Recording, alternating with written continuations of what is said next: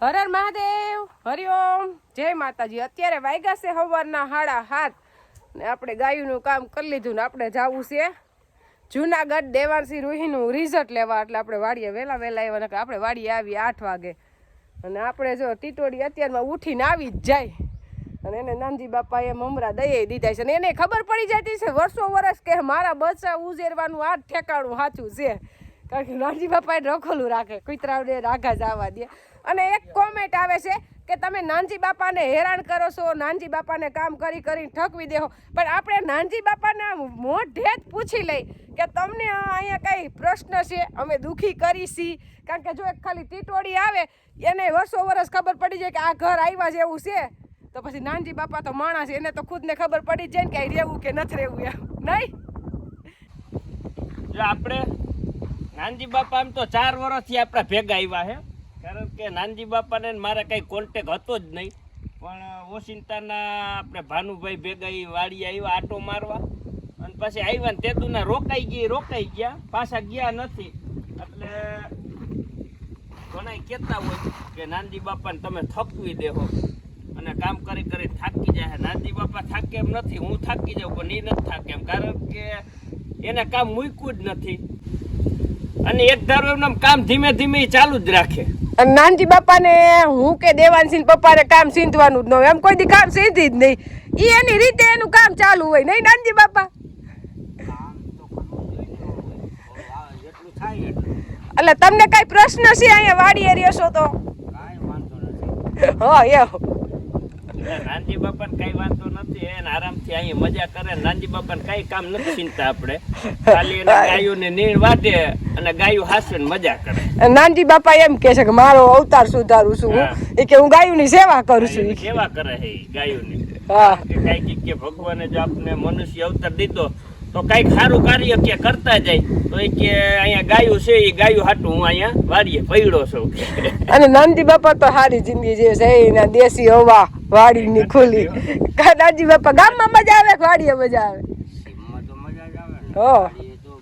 આ વસ્તુ બધા ન મળે। હા આ તો જે હે ને ગામ ને બધું માણસ ને જાતું કરી શકે ને એને જ આ વસ્તુ મળે, કારણ કે ગામ થી સેટું રહેવું, ગામ ને મૂકીને રહેવું, માણસ આઈને કઈ કોન્ટેક્ટ અને ગામ કઈ સેટું નથી। જો દેખાય આપણી વાડીએથી ગામ, જો આ ગામ લ્યો, એટલે આપણે કઈ ગામ ને કઈ સેટું નથી। નાનજી બાપા પાસે બધા એના ભાઈ બંધો હોય બેહવાય આવતા હોય છે, નાનજી બાપા પાસે હોય જ એના ભાઈ બંધ આવે જ બે,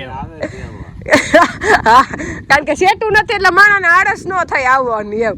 એટલે અત્યારે વાડીએ માણસો ન હોય તો ગામની મંડળી હોય નાનજી બાપા પાસે, એટલે નાનજી બાપા એકલા નથી, નાનજી બાપાને કઈ પ્રશ્ન નથી।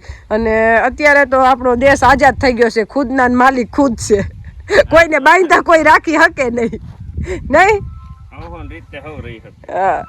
આપણે જાય છીએ અત્યારે જૂનાગઢ રૂહી દેવાંશી નું રિઝલ્ટ લેવા, એટલે એ બેનું કે અમારે તો રિઝલ્ટ લેવા જવું જ છે, એ વાત જોતી હતું કેદું। હવે રિઝલ્ટ તો આવ્યા પછી ખબર પડે કેવું આવે, કેવું આવશે રિઝલ્ટ? સારું આવશે તો સારું, જેવું લખ્યું હોય ને એવું આવે, એટલે એ તમને પૂછવું પડે, અમે ન કહી શકી। અને રિઝલ્ટ આવે ને એટલે દેવાંશી પપ્પા તો બહુ ખુશ થઈ ગયા, કારણ કે આપણે રૂહી તેડીને આવતા હતા ત્યારે રૂહી કે પપ્પા બહુ ગરમી થાય છે, એસી લઈ લ્યો ને। એટલે દેવાંશી પપ્પા કે જો રિઝલ્ટ સારું આવે ને તો આજ એસી લઈને જ આવું છે નહીં, તો લઈ દેવું, જો નબળું આવશે તો નથી લેવું। એટલે હવે પાછું દેવાંશી ને નહીં રૂહીના રિઝલ્ટ ઉપર આધાર રહે, એટલે કેટલા ટકા આવશે તો લઈ દેહો, ઇન્ટર ની ઉપર આવે તો ઇન્ટર રાખો ને અલગ, હે 80 અપ આવશે, 80 અપ આવે એસી રાખજે, એટલે તને 80 આવે 99 આવે એનો કોઈ વાંધો નથી, પણ આપણે તારા 70 ઉપર આવે ને એટલે આપણે 80 લઈને આવશે એમ, હો આવી જાય 80 અપ આવશે, હે 80 અપ આવશે, 80 આવશે તો 80 લઈને આવશું, બીજું 80 આવશે તો એટલે આપણે 80 લઈને જ આવું છે। દેવાંશી પપ્પાએ નક્કી જ કર્યું છે, એ પૈસા લઈને જ જાય છે અત્યારે રોકડા, કારણ કે રૂહી આવી તેથી બિચારી કહેશે ગરમી થાય, અને ખરેખર આ ગરમીનું પ્રમાણ વધ્યું છે ને ગરમી હોવી જ જોઈએ જ છે। આપણે તો એટલા બધા ઘરે ન હોય, ટાઈમે ન હોય, પણ એ બિસાડીઓનું વેકેશન પૂરતું આવ્યું, નિરાતે નીંદર તો કરે નહીં, એટલે એમ પપ્પા કે હાલો ને નખાવી દઈએ એસી એમ। આપણે રૂહી દેવાંશીનું રિઝલ્ટ લઈને જૂનાગઢથી નીકળી ગયા અને રિઝલ્ટ આપણે સારું જ આવ્યું છે પણ ઘરે જઈને કેવું દેવાંશી પપ્પાને એસી તો લેવું જ જોઈએ રિઝલ્ટ બહુ સારું આવ્યું તો રિઝલ્ટ આપણે ઘરે જાય સરખું જોવા મળે આમાં કઈ રિઝલ્ટ જોવા ન મળે એટલે આપણે દેવાંશી બેન ને રૂહીબેન દેવાંશી બેન ની મહેનત તો છે જ પણ રૂહીબેન ની બહુ મહેનત સારી છે નકર અમે એસી વગરના રેત રૂહી ને તે બહુ સારી મહેનત કરી જો તાર પપ્પાએ કીધું એટલા ટકા આવી ગયા છે એટલે રૂહીબેન ને ટકા સારા આવ્યા છે અને દેવાંશી પપ્પાને ખબર છે કે રૂહીને કદાચ ઓછા આવે તો એટલે રૂહીનો ટાર્ગેટ આપે દેવાંશી નો ટાર્ગેટ આપે તા દેવાંશીને ફાઇનલ જ હોય એટલે આપણે રૂહીનું જ જોવાનું હોય અને આપણે હારા જ આવ્યા હા સારા જ આવ્યા આપણે ઘરે જઈને રિઝલ્ટ કેવું પણ એસી લઈને જવું હમણાં ધોરાજી જઈએ જ છે આપણે હવે એસી જ જોવાનું છે અને આપણે અહીંયા જુનાગઢ આવીને એટલે અહીંયા રાયણું જોવા મળે અને ધોરાજી તો ફ્રૂટ માર્કેટમાં જઈ પણ ત્યાં મને કોઈ દી રાયણું જોવા નથી મળી અને રાયણું મને બહુ જ ભાવે આપણે જુનાગઢ આવીને એટલે હું દેવાંશી પપ્પાને એમ જ કહું રાયણું લઈએ જ લ્યો એમ અને આપણે બસ સ્ટેશન આગળ જઈને ત્યાં તો બહાર રાયણું હોય જ પણ અત્યારે આપણે ધોરાજી વાળા રોડે ચડીશી ને ત્યાં હું મેં જોઈ હતી ઓલી વખતે એટલે આ વખતે મેં કીધું ત્યાંથી લઈ લેવું ત્યાં ઊભી રાખજો ગાડી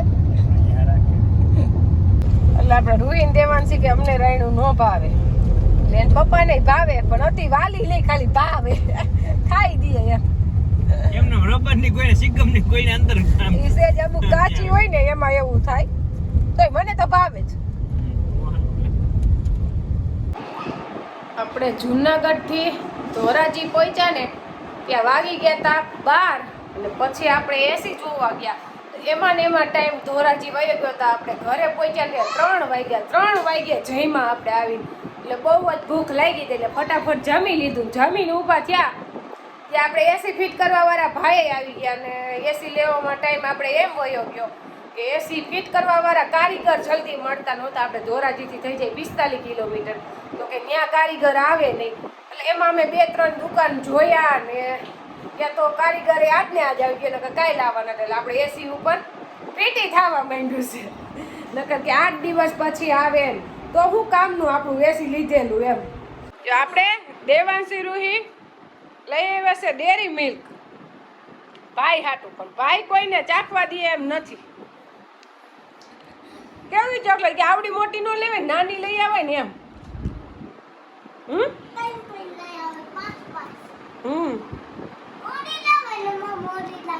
કોઈ આવડી છે 100 રૂપિયા ને આવ્યા હા લઈ દીદી નહીં દે જે આપણે સવારે કહેતા હતા કે દેવાંશીનું ને રૂહીનું રિઝલ્ટ આવશે અને કેવી ટકાવારી આવે શું આવે તે પછી ખબર પડે એટલે આપણે દેવાંશી બેનને 100 ગુણમાંથી બધાયમાં 93, 95, 97, 96 અને A ગ્રેડ આવ્યા છે એક ગણિતમાં 80 આવ્યા છે એટલે ગણિતમાં થોડો ઘટાડો આવ્યો એટલે કુલ એને 92.33% આવ્યા એટલે ગણિતમાં ધ્યાન દેવાની જરૂર છે ને એક ગણિત થોડુંક નબળું પડ્યું કેટલું એમાં 15 માર્ક વધારે આવ્યા ને તો 95 ની આડે ગાળે ભોગી જાય 95-96% ની આડે ગાળે તોય કઈ વાંધો નહીં એક વિષય ગણિતમાં જરીક તૈયારી ઓછી કરી એટલે એ વધારે કરવી જોઈએ હા ગણિત બહુ સારું એમ કઈ વાંધો નહીં હા રિઝલ્ટ આપણે દેવાંશી નું તો સારું જાય પણ અમારે ઈહુની રિઝલ્ટ કઈ ઘટે છે એવું હોય કા રોહિણીબેન ને આપણે છે એને ગણિતમાં જ છે પ્રશ્ન એને 100 માંથી 70 આવ્યા ગણિતમાં અને ગુજરાતીમાં 81 છે એને 2 માં છે ગણિત ને ગુજરાતી 2 નબળું બતાવે બાકી બધે વાંધો નથી એને 81% આવ્યા 81.89 એટલે રૂહીબેન હજી નાના છે એટલે હજી એને રિઝલ્ટ થઈ જશે ધીમે ધીમે સારું એટલે સારું કહેવાય 81 આવ્યા એટલે 80 આવ્યું મેં કીધું તું 80 આવશે તો 80 આવશે પણ તો એક વધુ લઈ આવી આપણે ટાર્ગેટ થી એટલે સારું એટલે આપણા છોકરાઓને છે ને ગમે એટલા ટકા આવે પણ આપણે પ્રોત્સાહન તો દેવાનું કે સારું એમ જી લઈ આવે કદાચ 50 લઈ આવે ને તો સારું જ કહેવાનું એટલે આગળ ભણે ત્યારે વધુ આવે હજી આપણે 10માનું બાકી છે આમાં ટકા તો ઠીક પણ હવે 10માં ટકા લઈ આવશો ત્યારે તમારા પપ્પા શું ત્યારે તારા પપ્પા શું લઈ દે ત્યારે તને હોનાને હાર કરાવી દે મને એવું લાગે છે બે ને આમ તો 10મું તો વારા પછી વારા હોય, સારા ટકા આવે એટલે તાર પપ્પાને તો એવો જ આનંદ આવશે. પેલા દેવાંશી પછી હે? હા એ હાચું. તો 2 વાર કરાવવો જોઈએ. રોહિણીનું એવું જ રિઝલ્ટ હશે ને દેવાંશી જેવું. અને આને કાંઈ ઉપાધિ છે, જિંદગી તો અત્યારે જીવવાની હોય, કાંઈ રિઝલ્ટની કાંઈ ઝંઝટ. જાવી મસ્તી જ કરવાની આખો દિવસ. હવે એને બાલ કરાવતા આવો, ગરમી થતી છે બિચારાની. એ ના પાડે હો કે મારે નથી કબો હાલે. ચોટલો કેમ લેવો હોય? એ ચોટલો લેવો તારે? આખો દિવસ આવી જ મસ્તી. આ બે વેકેશન કરવા જાય ને એટલે ભાઈને પ્રશ્ન થવાનો છે. આપણે એસી ફિટ થઈ ગયું, પણ હું ને દેવાંશી પપ્પા એસી લેવા ગયા હતા. કંડોળા પૂરનું પ્લાનિંગ હતું. પછી આપણે જે જોતું હતું ને કંપનીનું નહોતું કંડોળા, એટલે પાછા લેવા એનું વરસ વયું ગયું. તો આઈ જઈને પપ્પા કે હાલો પછી લઈ જાઓ. કીધું હવે પછી નહીં, નકર પાછું પર થઈ જાય. એટલે આપણે પછીમાં તો રાખ્યું જ નહીં. અને હવે ફિટે થઈ ગયું છે. એટલે આજ તો હજી આપણે વાયરિંગ થોડુંક બાકી છે, એટલે કાલ ચાલુ થાય.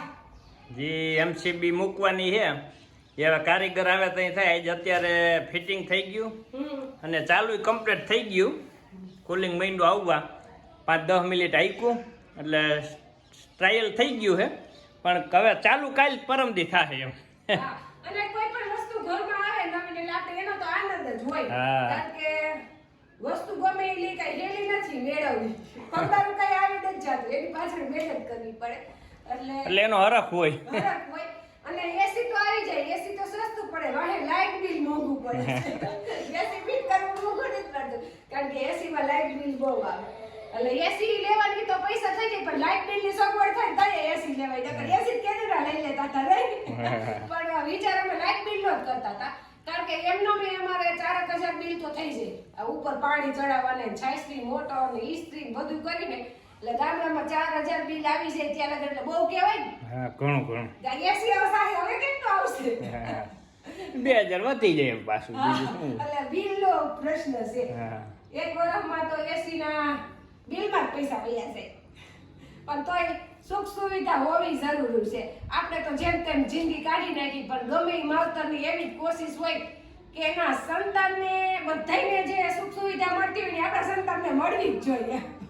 એટલે આપણે રૂહીને દેવાંશીને પ્રશ્ન હાટું જ આપણે લીધું છે, right? હા, એને એમ ન થાય કે ભાઈ આપણે ઘરે એસી નથી એમ. બાકી આપણે કઈ એ બધી આપણે કઈ એસી ની જરૂર નથી.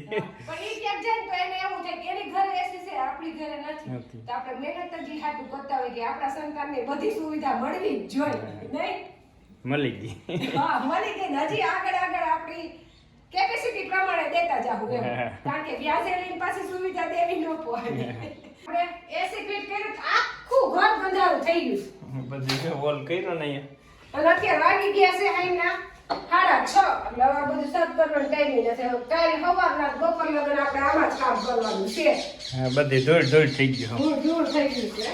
ઓસાની તો નીચે ધોવા લઈ ગયા છે, કારણ કે ધૂળ જ એવી થઈ ગઈ.